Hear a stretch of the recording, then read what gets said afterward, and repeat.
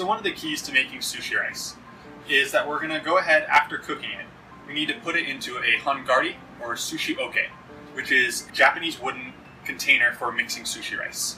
The key to using a wooden container is so that the wood helps soak up any excess moisture to give a perfect consistency and texture to the rice.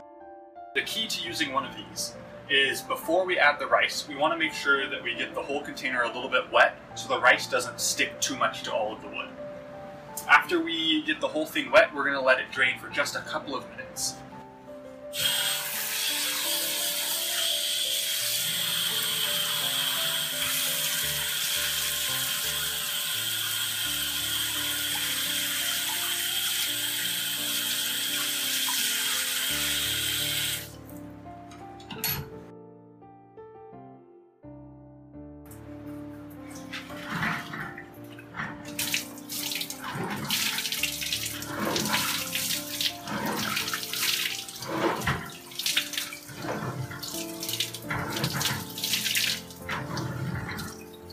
Now that we have the whole thing wet, we're just going to place it upside down for just a couple minutes to let any excess water drain.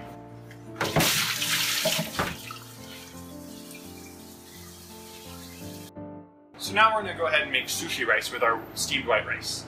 Now that our hangiri has been wet and drained any excess water off, it is now time to add the rice.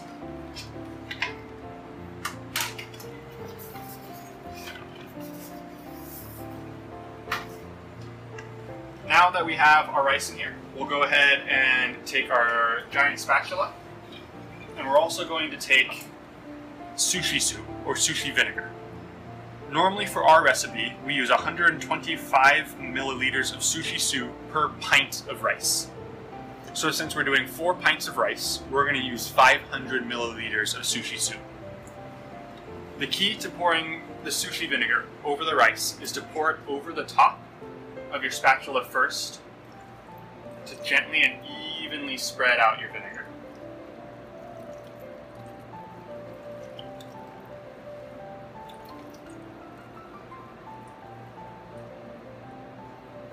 Now that we've added it, the key is we don't want to crush the rice. We want to nicely cut the rice to mix all of the vinegar. And if we see any big hard balls like this, let's make sure to take special care to go ahead and cut those as well to loosen them up. Because we want everything to be very nice and light.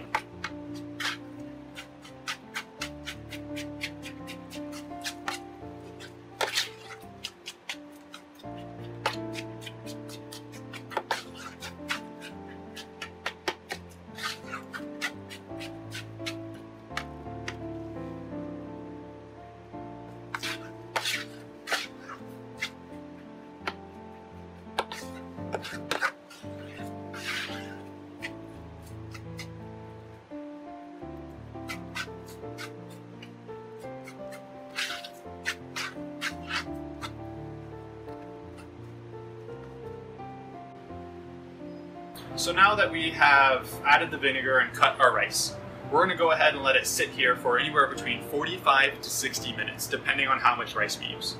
For this size hangiri, normally we would use 8 to 10 pints of rice, but today we've only used 4.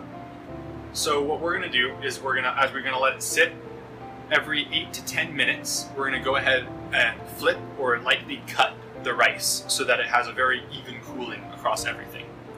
One of the keys to remember is, as we can see, there's rice stuck up on these edges and all over the spatula. Go ahead and take a nice lightly wet towel, and we'll just go ahead and put this back, because we don't want to have any really hard or overly dried pieces of rice.